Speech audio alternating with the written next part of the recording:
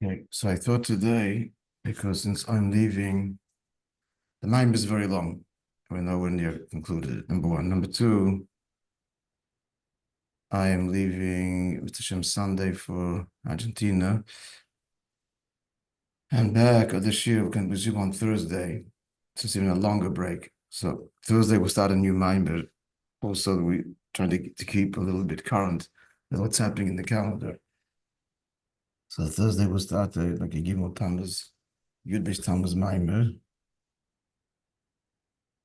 So therefore I thought today to devote ourselves to the following subject a little bit. And that is the subject of Rebbe.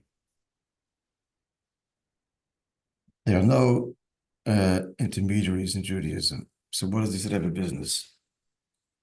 To make the question much stronger.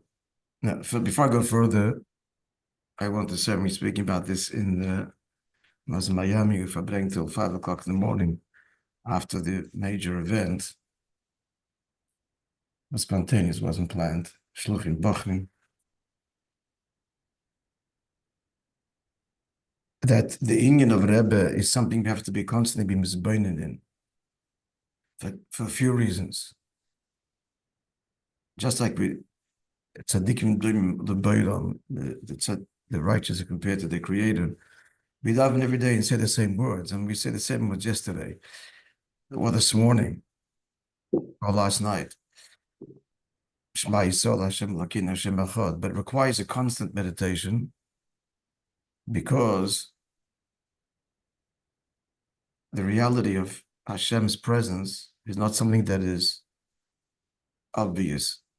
In fact, we close our eyes when we say Shema Yisrael. You would think, on the contrary, it's one time your eyes should be open as when you say Shema Yisrael. What are you saying? You're saying God's the only reality. So your eyes should be open because everything you see around you, we're declaring it is no independent reality, only God. So then you close your eyes. We close our eyes because we don't see it that way, the fact is. The physical eye doesn't see. And therefore, we need to go inwards, as it were, to probe deeper than the eye sees. And the eye has to be closed because we'll be distracted by something which is, we do not see Hashem Echad in. Even the reality is, it is Hashem Echad. And to stir a love for God and an awe for God needs constant appreciation and constant meditation and 1,000 memorim, 100,000 infinite memorim. Similarly, the holding of neshama, what a neshama is, a Rebbe, Tzaddik, etc., also requires constant thinking into appreciation and meditation on many levels. So let's explore this whole inyan of a Rebbe by first prefacing the following. This question I'm going to tell you now was addressed to the Chassam Sofer, who, it must be noted, is a respected figure across all within all of the paths in Torah life. Ashkenaz, Sfarad, Litvish, Yeshivish, Chassidish, Chassam Sofer.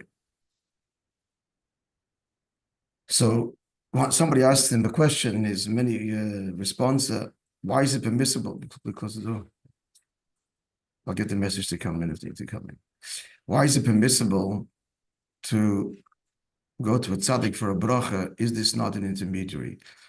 And moreover, I mean, in other words, everybody has a direct line to God. Hashem hears you. And that's the end of the story. Now, the simple answer is in the merit of the tzaddik, but this also requires explanation. What does it mean the merit? Either you deserve it or you don't. You're bribing God. Bless me because of the merit of this person's piety. How does that work? Where's justice? Where's righteousness? Bypassing the system, bribing him with the righteousness of somebody else. This is a relationship with God. What does this mean? Now, the question, just to elaborate upon the questioner points out that it's forbidden for a Jew to ask a malach to bless him. That's an intermediary. which raises many questions, including how could Yaakov ask Esav's malach to bless him without going to the explanation, but it's a kasha neteretz. And I should tell you that even Shalom Aleichem, that you're going to say Friday night, is a whole controversy. You ask angels to bless you, and they were Gedoyli, so like Rabbi Yaakov Emden, no less, who are again saying Shalom Aleichem. Didn't mean you're asking angels to bless you. Hashem is the source of blessing. You're giving the angels some even, of course you recognize they come from God, but you give them some independent reality. And likewise, if you learned in Derech Mitzvah, there's a whole controversy also at the end of Slichas. We say to the angels, Machnisi Rachamim, you who bring righteousness, we address the angels, we ask them to bring our prayers before God. And there was some Gedolei soul that would not say it. So it's wrong. And deleted it from the Slichas. And so this is very legitimate.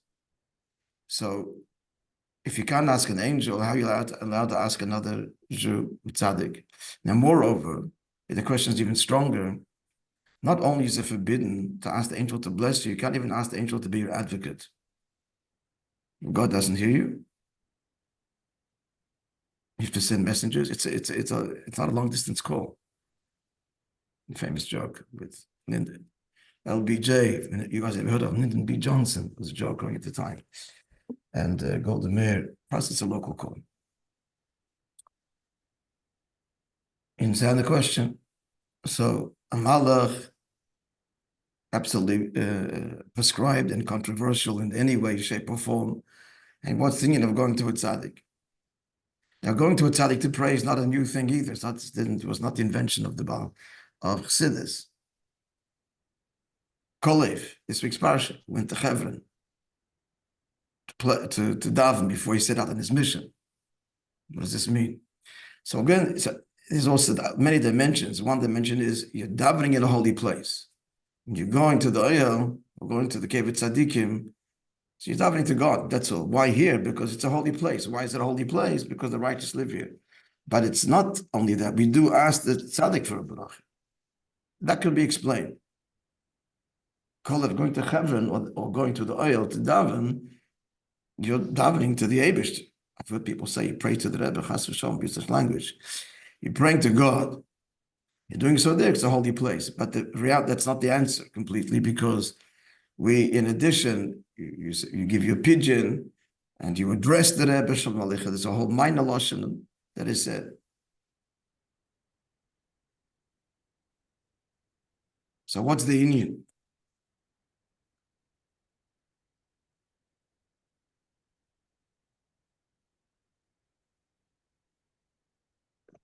The answer, B'kitzur, we're running out of time. It requires much elaboration, because it's not just, as you'll see, my friend, a kasha in the teretz. So if you don't have the kasha, you don't need the teretz. In other words, regular Jew, this whole tzaddikim business, Rebbe business doesn't talk to you. So you're doing okay. You're not. Missing the soida in yonim. So you have to understand what the whole union is. I mean, similarly, you can ask on the whole union of Mashiach as well. Why a Mashiach? We need a Mashiach for Messianic era, yeah. We don't need a Mashiach. In fact, there's an opinion in the Gemara that all the prophecies about Mashiach don't refer to a person, they refer to Israel. As for the literal Mashiach, he came and left, gone, died.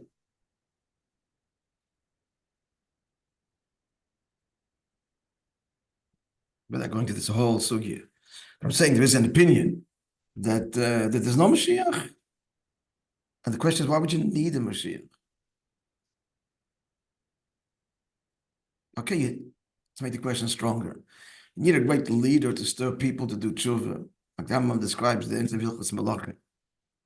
Okay, so you need a great, charismatic, holy, pious, scholarly, righteous, saintly leader to inspire tshuva, lead the people. Fine, but once you get to the Messianic era, It's there as Hashem, the world is filled with knowledge of God. No man will teach his fellow. For all know me. Hashem, thus saith the Lord. Why do you need Mashiach after Mashiach comes? In Messianic era. Okay, to get us there, we can understand that. But once the world is suffused with knowledge of God, you don't need a Mashiach as a central figure. And clearly the prophecies say, Va'avdi David, Nosil Hem Lo'ilo, Mashiach is forever. On the contrary, it emerges in the Messianic era, his role is even greater. You don't need any leadership. Certainly not the kind of all-encompassing leadership of a Mashiach, of a Messiah. And many related questions, which need to be asked and need to be understood and answered. Can you answer them? It's a very basic question. You'll hear the question, idolaters, intermediary. This is Judaism. Running to the oil, Rebbe obsession. Okay, teacher is teacher. Learn is my body, I'm a great teacher, fine. Skashers. What is Skashers business all about? Being connected. Connected to Hashem. Every Jew is connected to Hashem. Every Jew is taught in Tanya, every neshama. What's the inyan? We should answer the question too, not just ask it, right? And I'm just hesitating because it's late. I've explained it properly in much more time. But to begin the explanation, maybe next week we'll continue out of Gimmel Tammuz. Very appropriate time to discuss this. The answer, my friends, is in contrasting, number one, let's understand, in contrasting the angel, a malach, to a neshama. Number one, a malach forbidden because a malach is an intermediary. The malach is not you. It's a creation, a spiritual creation of God. And to ask the malach to bless you, even to be your good advocate, is highly controversial, and in essence is forbidden, period. Again, Yaakov and Shalom Aleichem, I'll answer Shalom Aleichem perhaps. Why we do, Chabad does say it. The whole world says it. But because the question is legitimate when you mean the angel should bless me. So if we have time, we'll answer that. But it'll be, remind me next week, I have no time to answer that question. Also by Yaakov asked Esav's malach to bless it. And other stories in Tanakh as well. So a malach, no. A neshama, yes. Another Jew, yes. Why? First and foremost, because another Jew is not somebody else. We are all part of one great spiritual body. You're not going to somebody else. When you're any Jew, forget the Tzaddik, any Jew, to bless you, you can ask any Yid to bless you, because you and the Yid are, it's like one hand is giving the other hand. It's a famous Yerushalmi. It's a famous Yerushalmi that explains that all Jews are one great spiritual body, and explains how foolish revenge is. Taking revenge against another Jew, it's like one hand, by mistake, cut the other with a knife, and then to take revenge and cut the hand that cut the right hand that cut the left hand. Fool, it's all you. It's Yerushalmi, all Jews are all one. Angels are a creation, and they're in between, forbidden. The Chassam Sofer goes further, the Rebbe explains further. Based on this Yerushalmi, that all Jews are one great body, so we know that the body has different organs and limbs.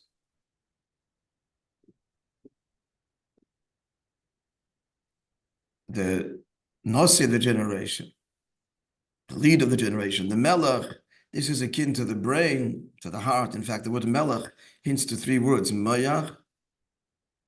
Mayach, Lev, and Kavod, the heart, the mind, the brain, the heart, and the liver, the primary organs without which the body cannot live. I'll explain to length in Tanya in chapter 2. There he addresses the brain relationship with the rest of the body. But then there's also, in the words of the Rambam says that the Melech, the king, is the heart of the people. Lev Kol Yisrael.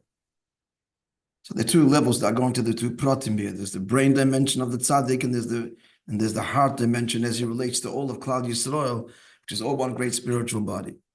So the matter is as follows, therefore. It can be likened to the following parable. So bear with me because we go levels over here. Your finger is cut. So the mouth speaks to the doctor.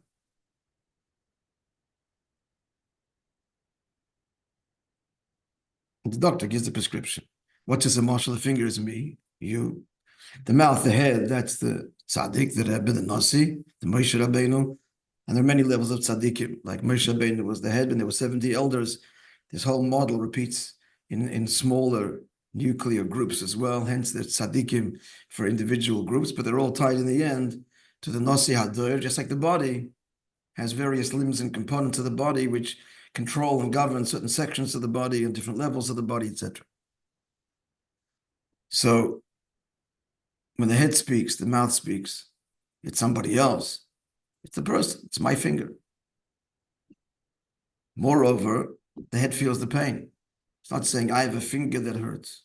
It's my finger hurts. So the tzaddik is asking, you ask the tzaddik, as it were, push it, you're asking the tzaddik to be moire rachmim rabim above, that's the standard zettel. So why is this not just okay? Well, someone see it's more than okay. But so far it's just kind of okay. We're given a heter for it. Why is it okay? Because it's not like a malach, because you're really part of the same spiritual body. It's like the finger that hurts and the head speaks. And moreover, when the head speaks, we all know that the tzaddik, Rebbe, many stories, endless stories, Rebbe feels the pain. He feels your pain. Instinctively and naturally, not the Ruach HaKodesh, not prophecy, none of that. It's because it's connected through every organ and limb of the body via the nervous system, that's the heart, the brain, the heart, via the blood. It's pumped out to every organ of the body. He feels, and it comes back. And if it's an infection here, it comes back, and the heart's affected. If there's an infection of the finger, the heart's affected. Without going to the two levels again of brain and heart, a beautiful sichel the Rebbe on it based on other sources. So the bottom line is, when he's asking, it's very personal for him because he feels your pain. But he haven't really answered our question. Because if he feels my pain, so good, so feel my pain, I am very appreciative. But in the moshel, fingers can't talk. But in the nimshal, you and I, fingers or toenails, can talk. Not only we can talk, we're obligated to daven directly. So you say that tzaddik feels, he's not somebody independent, all part of great spiritual. Very good. So the tzaddik does that. I'm happy that he's praying for me, he feels my pain. That's beautiful. But why am I going to the tzaddik? And besides, I need to and must daven directly myself. Right? In the moshel, you and I, the finger, or the fingernail, or the toenail, we're obligated to speak. We have a direct connection again. We haven't fully answered the question. We're clear? The answer is, it's not the pshat. It's not the pshat that the brain feels the sensation of the finger. It's not what's going on. What's really going on is, the very feeling is in the brain. rephrase that a bit. What gives the finger sensitivity to feel in the first place? That comes from the brain. But if the nervous system is cut and I cut my finger, I won't feel anything. Why not? It's not connected to the brain.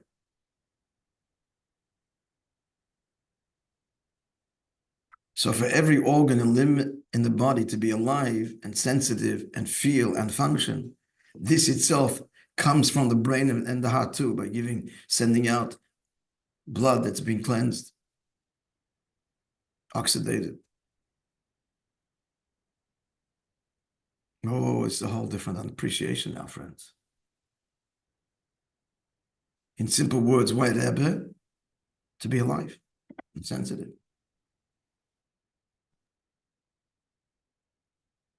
You want to feel, and you should feel what you're supposed to feel, God and another Jew. The more we're plugged in, the more the flow, communication between the brain the more the bittel. If the finger starts to assume its own identity, I don't need the brain, I'll do my own thing. Then the finger becomes finished, loses its whole sensitivity, cannot function, just dead weight. The more the finger is fluid, the veins are open, it's not blocked by veins get blocked by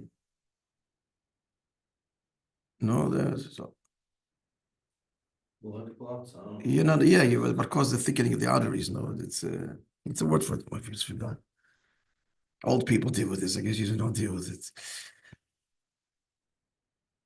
At any rate, the more that the pathways between the veins bring that transport the blood are open and fluid and not blocked. No, what's that food that causes a buildup of? Doctor, anybody? Causes blockage and heart attacks, God forbid. Cholesterol? Cholesterol! That's Avedis. That's causeless. That's Yeshus. That's not being connected to the source. And God forbid, spiritually dead. Physically dead, I mean, as a metaphor for spiritually dead. So to feel another Jew and to feel the Eibishter, to be alive, you got to be plugged into your own immediate source. We are one great spiritual body, and that's what the Rebbe is. Which explains Lubavitch. The world cannot understand. The young couples are going to the end of the world to Mekarev another Yid. What is this? They cannot understand it. If you're plugged in, you feel what another Jew is, and it's a privilege for you to go. It's a completely different life. It don't matter. You're alive. You feel we're all one great spiritual body. That every Jew is part of you, because we're all actually, deeper speaking, in the brain and in the heart. The whole body is there. In fact, in the DNA, at a cellular level, the whole body's in every part of the body. Swab of saliva, your DNA, your whole entity is there. In every part of the body, the whole body is there. Every Jew is all Klal Yisrael. How do you feel that? Only if your body's alive and you're plugged into the brain and the heart that animates the body. The more Rebbe, the more selfless you become, because the more sensitive you become to God and another Jew and to the purpose of Jewish suffering, the more driven you are. And another thing, just explain, we need more elaboration. I hope you're getting what I'm saying. The world is also astounded with Lubavitch for another reason. A lot of good reasons. Like, on the one hand, there's not a chassidus that is so Rebbe-centered like Lubavitch. It's 30 years after Gimmel Tammuz. Couples that never saw the Rebbe, born afterwards, going out on shlichus. And you wake them up in the middle of the night. Who are you? I'm a shliach. Who sent you here? Rebbe. Gewalt. Rebbe. And that's all you knew about Lubavitch. You would conclude, Lubavitch, monolithic. Everybody is the same. It's all Rebbe-centered. So they all walk and talk and behave the same way. Like in other chassidus. In other chassidus, if you know the inside story, there's the way a Gerah speaks and walks, the way a Vishnitzer, a Belzer. It's a whole different oifi. It's a whole different persona. You think that Lubavitch should be even more so monolithic. Everybody dressed the same, look the same, talk the same, walk the same. Why? Because it's everything's Rebbe. And 30 years later, was ever such a chassidus that's so Rebbe-centered?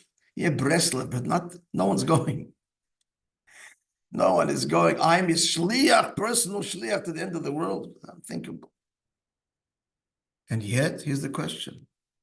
There's not a more individualistic group of Yidden that walked planet Earth. No two Chassidim have the same style, no two Shluchim, for sure. They're the most confident, creative, individualistically. The world is astounded. Lubavitch kids, how do they do this? 13-year-old kids stopping strangers in the street. Are you Jewish? Where do they get this confidence from? Just in a small thing, a Lubavitch kid. And speaking now, like in the more dramatic illustrations of this, a couple going out to a spiritual desert. And they transform the place. They raise money and they build buildings, and they're coming out of 770, gewaltige Schriegen. Where do they get this confidence from? And again, individualistic, creative, innovative. So how does it jive? Rebbe, Rebbe, Rebbe. At the same time, what? So individualistic. So what's the answer? What's the answer? Everything we just said now. When that limb is connected to the brain and has life force, it can be what it is as an individual limb. Yeah. So on the contrary, it's not a contradiction. That's the whole point of it. The more you're plugged into the source, to the heart and the brain, the more individualistic alive you are. The eye sees, that finger feels. The more alive each part of the body comes alive in its own unique individual contribution. On the contrary, that's why so confident. That's why so creative. That's why so individualistic. Hand and a foot and the heart and the 613 organs of the body that break down into myriads of components. Adrab, because Rebbe, because you're Mekushir, because you're plugged into your own heart and source, that brings you alive. And you see this. You see this. The more a person is Mekushir in the deepest and truest way, carrying out Rebbe's directives and Chitas and Rambam, living as a chassid, the more you're alive, he's in everything. It's a different father, a different husband, a different person in business. He's alive and passionate and driven and sensitive and aware, because he's a limb, he's an organ that's fired with the brain and the heart in the most direct, empowering way.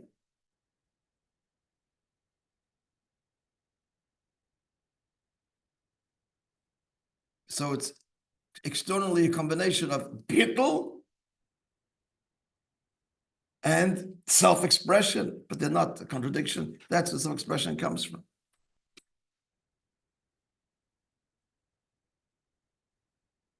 So a little bit, we answered the question.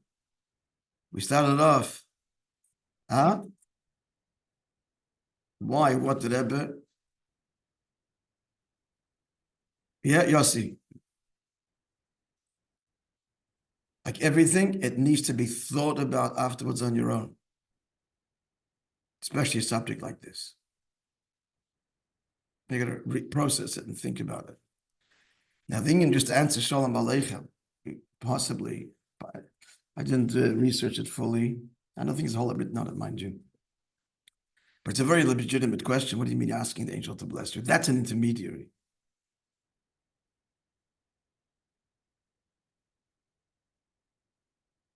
So perhaps the answer to that is, you understand the question, guys, I just joined now. We've been explaining at length now what a Rebbe is and the need for connection and why this is not simply not an intermediary, God forbid, in Judaism, but on the contrary, the most personal, I am a life connected to God possible, and the only way to be connected. The only way to be connected, like a dead limb. Okay, you're there, part of the body. But to be alive and to contribute to the divine plan and purpose and contribute your part to the great body of Klal Yisrael, there is no other way unless you're plugged into the brain and the heart. This is Perek Beis of Tanya. Rephrased.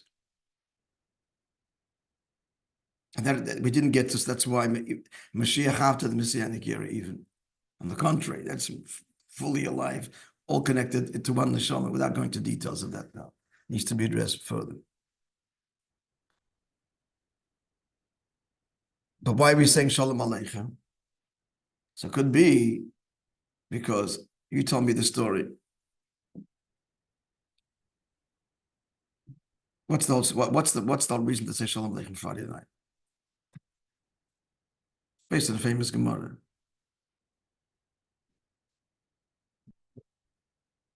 person comes on Friday night with two angels. It's set and ready. That's right. So the two angels accompany the person, whether he likes it or not.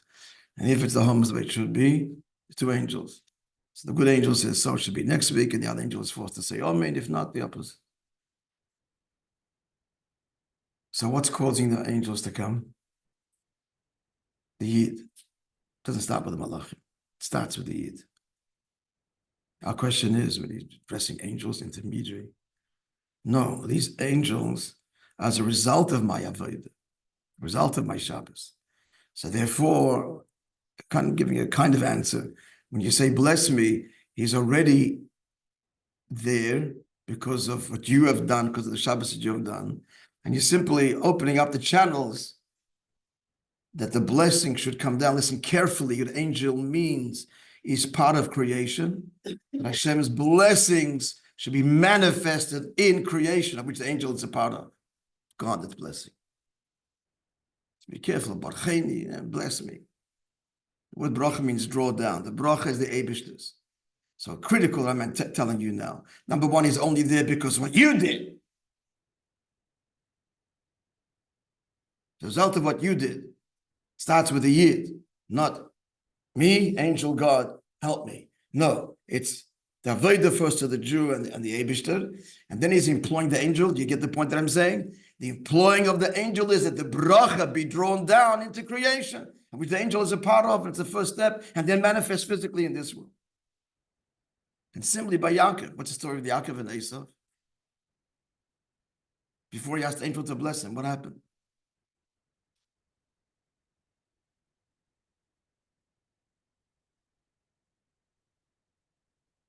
Yaakov defeated the Malach. Malach is the source of Esau. So Yaakov prevailed over Esau, this negative Malach. Now, bless me is using this energy of Esau to be a force for Kedusha.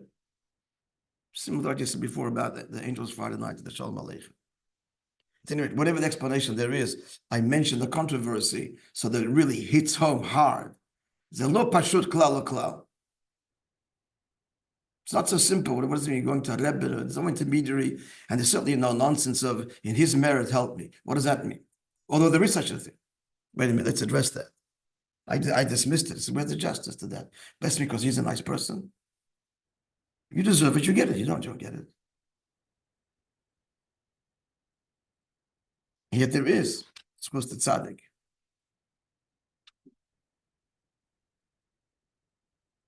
So what's the explanation? Similarly, we possibly could say, I mean, just to bring you up to date, it's not, we're going to start our own subject in a second, we're just completing the previous one. The whole discussion is, we'll be discussing is what is the meaning of a Rebbe, and why is it not an intermediary, a Mamutza, and every Jew has a direct connection. We brought a famous Chazam Sofer, that a Jew should ask a Malach is forbidden. That's a Mamutza. At Kadekach, there's Yaakov Emdev and others were again saying Shalom Aleichem. And so as we went to the whole explanation, so one of the questions we asked was, and to go in the Tzaddik's merit to bless you. So when you're bypassing the system, you're fooling God, not fooling, blessing because of him. What kind of relationship with God is this? You deserve what you get, you don't. But the answer is, we do say, B'schus the Tzaddik. What does it mean? If you're going there, what are you doing? What are you doing? So you're connecting. What are you saying when you go to the Tzaddik? You're saying we're all one great neshama. We're all connected. We're all connected. So it's not just going physically, dropping a few dollars. It's if you're really going and with this sense that all neshamas are connected, you just open yourself up to this bracha that comes, that God blesses us when we're all united. You just open the arteries to get the blessing that comes through the tzaddik who is one with you, brain and heart. It's not magic, nor is it circumventing the system and exploiting someone else's piety from me. Chas v'shalom. Going to the tzaddik means that there's a bittul and iskashus here. It means you're recognizing all Yidden are one. So therefore you're surrendering to, you should be, to some degree, your sense of little independence, me, my little world. You open up the world, Klal Yisrael. And Klal Yisrael is here by each Rebbe is a mini Klal Yisrael. So when you go there, so yeah, talking the Rebbe's schus means refinement. If you're plugging in to the place really where all Yidden are one, then you naturally become the vessel for Hashem's blessing. Not magic and hocus pocus. That's what we mean by the schus of the tzaddik. The schus of the tzaddik means the schus, the merit, schus means zakat, refinement. A refinement that a yid gets by being connected to the tzaddik that lifts him from his own little world, me, to he's part of Klal Yisrael. We're in the Shamba, which is ultimately a chelik alakam mal mamash. And that's the vessel for Hashem's blessing. So just want to conclude, I didn't add this before. So to answer the question, now just very simply, why can we go and should go to the tzaddik and to ask an angel? You can't. So first thing he says, was an angel is an intermediary, somebody else. It's tzaddik, we're all one. It's one great spiritual body. As we explained, the brain, the heart, the liver. Second point is that neshamas to begin with are a part of Hashem. The shamas to begin with, they're a part of Hashem. Angels are a creation of God, not a part of God. Going to the tzaddik means, and be connected to the tzaddik means, that you are unlocking ever deeper the depth of your own neshama that is a part of Hashem. Again, the same idea, becoming alive. Becoming alive. I was explaining before that the finger feels, well, we're all one great spiritual body. The finger feels because of the brain. The brain gives a sensitivity. Otherwise, if it's cut, if the nervous system is cut, the finger get cut off, you wouldn't even know it's cut off unless you looked at it. You wouldn't even know you lost your finger. The more you're plugged in, the more individually alive you become. So I was saying the paradox, the Chassidim, the Babish, Bechlal, more Rebbe, the more individual you become. The more fire, power you feel, God, another Jew, sensitivity. Why? Because you're plugged into your heart and brain, you're alive. It's a paradox. The deeper the iskashrus, the more individualistic and responsible you become and feel. Not just tagging along as part of Klal Yisrael. But you're alive, and your contribution is critical. Okay, we get the general point.